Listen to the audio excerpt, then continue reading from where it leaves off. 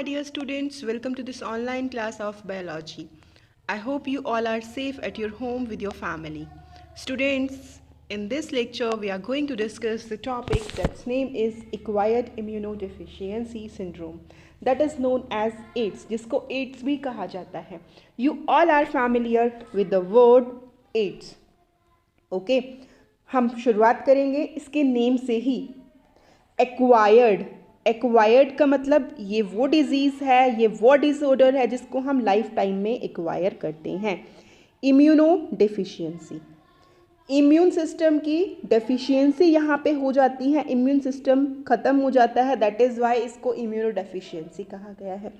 Syndrome, इसको syndrome कहा गया है, इसको डिजीज़ नहीं कहा गया क्योंकि यहाँ पे बहुत सारी डिजीज़ का कॉम्बिनेशन होता है, कोई एक डिजीज़ ये नहीं है. That is why it is known as acquired immunodeficiency syndrome.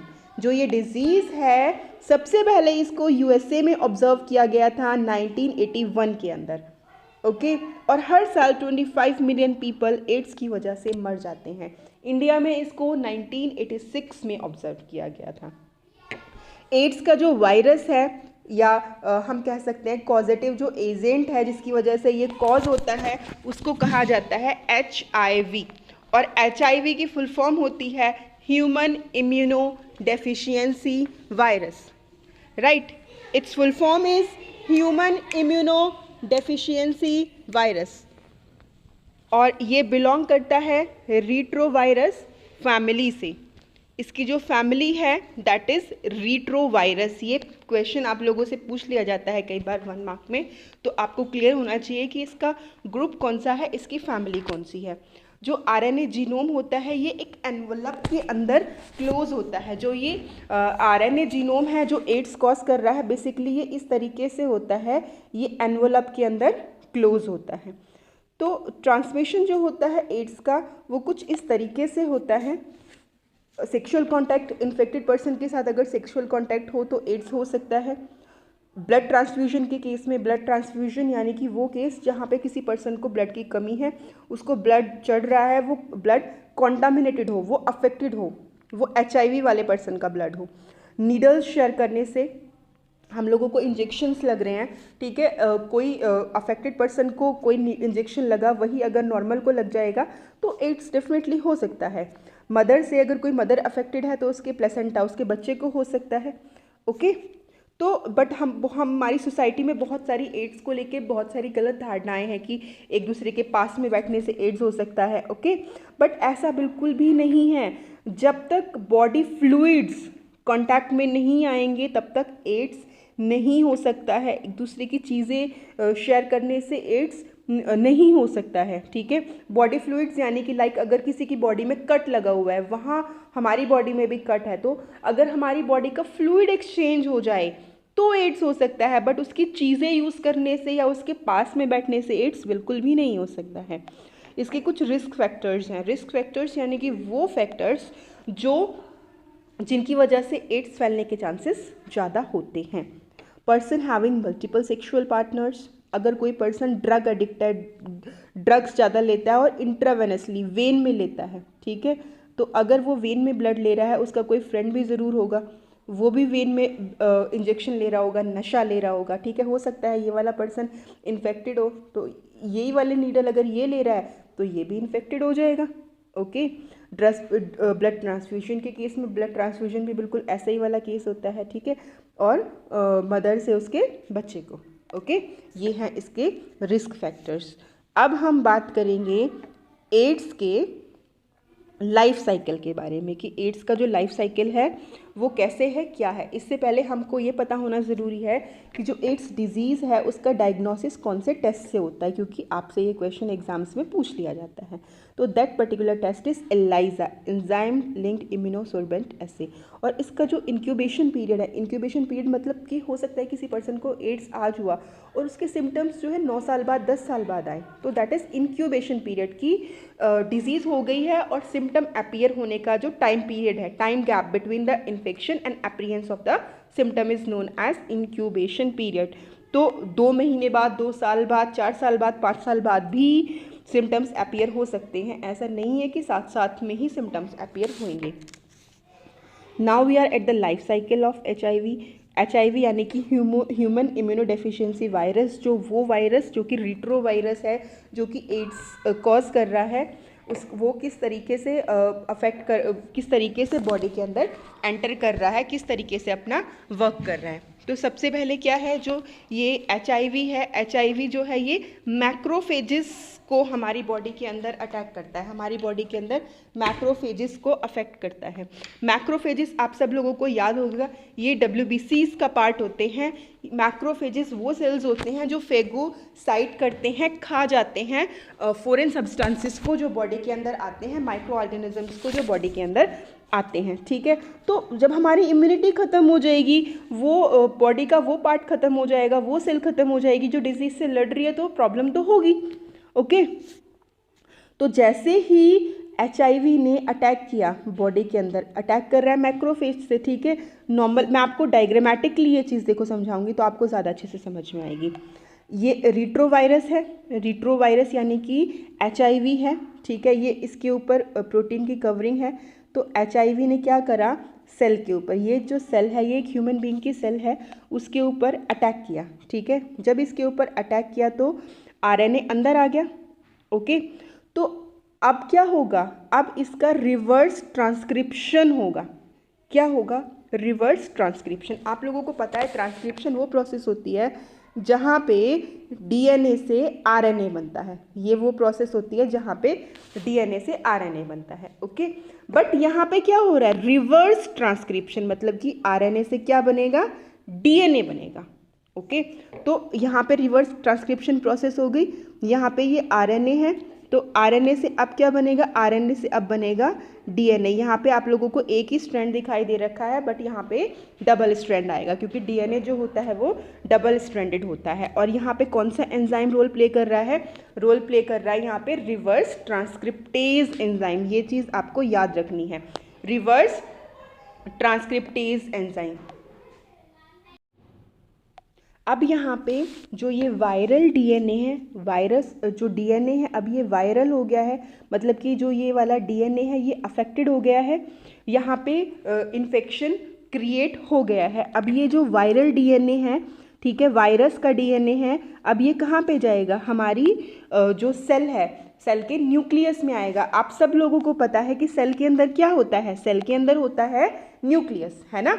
Nucleus में DNA होता है, तो जो ये वायरल DNA है, जो ये अफेक्टेड DNA है, कहाँ जाएगा, ये अफेक्टेड DNA जाएगा न्यूक्लियस के अंदर। ठीक है, फिर क्या होगा, मर्जिंग हो जाएगी। ठीक है, सब कुछ मिक्सअप हो गया। तो यहाँ पे जो ये DNA है, ये वायरल DNA है, ये क्या बनाएगा, अब कौन सी प्रोसेस होगी, ट्रांसक्रिप्शन की प्रोसेस होगी। ठीक है, तो ट्रांसक्रिप्शन में क्या होता है, DNA क्या बनाता है, DNA बनाता है RNA। तो फिर जो ये वाला RNA क्रिएट होगा, ये कौन सा RNA होगा, ये फिर से वायरल RNA होगा, मतलब कि अफेक्टेड RNA होगा। तो देखिए किस तरह से ये प्रोसेस चलती चली जाएगी। जो ये प्रोसेस होगी, जो ये न्यू RNA है, ये क्या करेगा, ये यहाँ पे ऐसा नहीं है कि एक ही RNA प्रोड्यूस होगा, यहाँ पे बहुत सारे RNA प्रोड्यूस हो जाएंगे। आप लोगों को पता है कि सेल के अंदर क्या होता है, ट्रांसक्रिप्शन की प्रोसेस होती रहती है ना। तो जब जैसे जैसे ट्रांसक्रिप्शन की प्रोसेस होगी, वैसे वैसे न्यू RNA प्रोड्यूस होता चला जाएगा, और जो ये न्यू RNA है फिर ये क्या करेगा, ये दूसरी सेल को अफेक्ट करेगा। ऐसे ऐसे ये बीमारी बढ़ती चली जाएगी। यहाँ पे मैं आपको एक चीज़ और बताना चाहूँगी, जो ये न्यूक्लियस होता है, न्यूक्लियस को HIV फैक्ट्री भी कहा जाता है। जो ये न्यूक्लियस है, न्यूक्लियस को HIV फैक्ट्री भी कहा जाता है। HIV फैक्ट्री जो है, इसको इसलिए कहा जा रहा है क्योंकि यहाँ पे क्या हो रहा है, यहाँ पे ये प्रोसेस कंटिन्यू हो रही है। ट्रांसक्रिप्शन होगा लगातार, ट्रांसक्रिप्शन से क्या होगा, वायरल RNA बनेगा। ठीक है, और आपको जो मेन चीज़ यहाँ पे याद रखनी है वो ये याद रखनी है कि इस डिजीज़ के अंदर बेसिकली एड्स के अंदर क्या अफेक्ट हो रहा है, हमारी मैक्रोफेजेस अफेक्ट हो रही हैं और हमारी T लिम्फोसाइट्स अफेक्ट हो रही हैं। आप लोगों को पता है T लिम्फोसाइट्स वो होती हैं जो ब्लड में प्रेजेंट होती हैं, B सेल्स की हेल्प करती हैं एंटीबॉडीज़ को प्रोड्यूस करने में, प्रोटीन्स को प्रोड्यूस करने में against those antigens who are creating disease. मतलब जो डिजीज़ कॉजिंग माइक्रो ऑर्गेनिजम्स होते हैं उनसे लड़ने में हमारी बॉडी की हेल्प करती हैं। ओके, उसके बाद यहाँ पे आप देखेंगे सेम चीज़ है, ट्रीटमेंट अब इसका देखेंगे कि इसका ट्रीटमेंट कुछ स्पेसिफिक तो नहीं है एड्स का ट्रीटमेंट, लेकिन यहाँ पे एंटी रिट्रोवायरल ड्रग्स जो होती हैं वो पर्सन को दी जाती हैं। ओके, प्रिवेंटिव मेजर्स हैं। प्रिवेंटिव मेजर्स यानी कि वो तरीके जिनसे एड्स से बचा जा सकता है। आप लोग अवेयर हो उन तरीकों से, but still I will tell you, अगर हम ब्लड की ज़रूरत है, ठीक है, तो ब्लड बैंक से जो ब्लड ले रहे हैं वो ब्लड सेफ़ हो। अगर वो इन्फेक्टेड होगा तो डेफिनेटली पर्सन को एड्स हो जाएगा, ठीक है। डिस्पोजेबल नीडल्स और सिरिंजेस का यूज़ करें, ठीक है। बैरियर मेथड यूज़ करें, ठीक है। ड्रग एब्यूज़ ना हो, ठीक है। बहुत सारे एनजीओज जो हैं, बहुत सारे ऑर्गेनाइजेशंस जो हैं अवेयरनेस भी क्रिएट करते हैं रिगार्डिंग द एड्स की, एड्स से किस तरीके से बचा जाए, ठीक है। नेक्स्ट टॉपिक है कैंसर। बट अगर आपको HIV क्लियर हो गया हो, आपको रिट्रोवायरस क्लियर हो गया हो, तो please give a thumbs up to motivate me. Okay, next disease is cancer. बच्चों, कैंसर और एड्स में से मोस्टली एक डिजीज़ एग्जाम में आ जाती है। तो कैंसर से भी आप सब लोग फैमिलियर होंगे, आप सब ने कैंसर के बारे में पढ़ रखा है। आप सबको पता है हमारी जो सेल होती है, सेल्स की डिवाइड होती हैं, ठीक है। डिवाइड होने के बाद क्या होती हैं? सेल्स डिफ्रेंशिएट होती हैं और टिश्यू के अंदर कन्वर्ट होती हैं, ठीक है। सेल्स की प्रॉपर्टी होती है डिवाइड करने की, ठीक है। डिवाइड होने के बाद डिफ्रेंशिएट होने की, मतलब परमानेंट शेप और साइज लेने की, उसके बाद टिश्यू में कन्वर्ट होने की। बट यहाँ पे ऐसा नहीं होता। यहाँ पे एक सेल की क्या होती है? अनकंट्रोलेबल ग्रोथ होती है। एक सेल जो होती है कॉन्टिन्यूसली उसकी ग्रोथ होती चली जाती है, होती चली जाती है, वो ग्रोथ रुकती नहीं है। तो that particular thing is known as cancer. इसके कुछ कैरेक्टरिस्टिक फीचर होते हैं कैंसर के।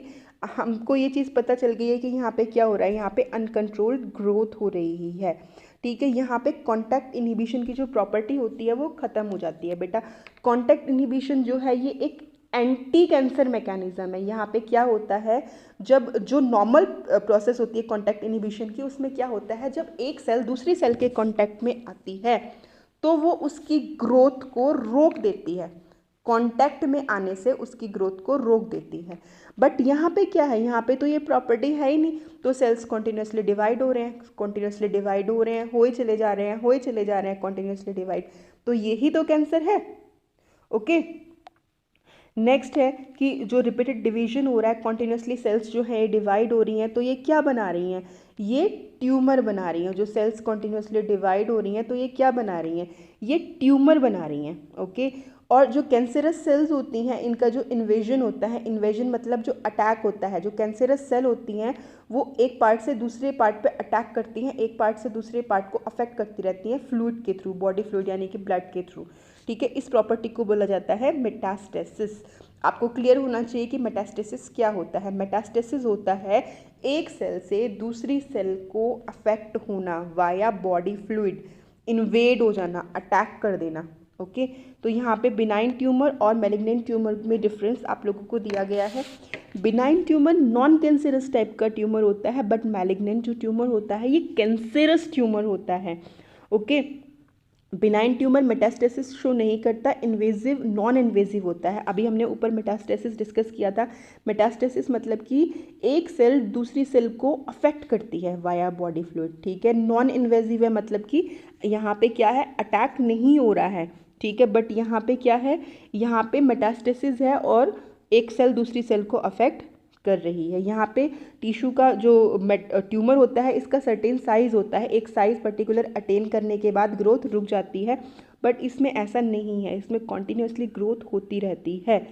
ओके, यहाँ पे लिमिटेड एडहेरेंट होता है, बट यहाँ पे अनलिमिटेड होता है। ये फैटल होता है, मतलब यहाँ पे डेथ होने के चांसेस ज़्यादा होते हैं, बट ये कम हानिकारक होता है। यहाँ पे डेथ होने के चांसेस बहुत ऑलमोस्ट नील होते हैं, कम होते हैं। ओके, तो यहाँ पे आपको क्लियर होना चाहिए कि कैंसर के कारण क्या क्या हैं, ठीक है। कैंसर जिन चीज़ों की वजह से होता है उनको कार्सिनोजेंस बोलते हैं, ठीक है। केमिकल एजेंट्स भी हो सकते हैं, फिजिकल भी हो सकते हैं, और वो बायोलॉजिकल एजेंट्स भी हो सकते हैं, ठीक है। हमारे डेली लाइफ में हमारे चारों तरफ ऐसी चीज़ें हैं जो कैंसर कॉज करती हैं। बहुत सारी हानिकारक रेज हैं, ठीक है। बहुत सारे वायरसेस हैं, ठीक है। कुछ पैरासाइट्स हैं जो कैंसर को कॉज कर सकते हैं। बहुत सारे केमिकल्स हैं, ठीक है। बहुत सारी हमारे चारों तरफ चीज़ें हैं जो कैंसर कॉज कर सकती हैं। स्टूडेंट्स, कैंसर का अगला पार्ट हम डिस्कस करेंगे नेक्स्ट वीडियो में, ठीक है। अगर आपको कोई भी डाउट हो तो आप कमेंट सेक्शन में प्लीज़ प्लीज़ प्लीज़ ज़रूर लिखें।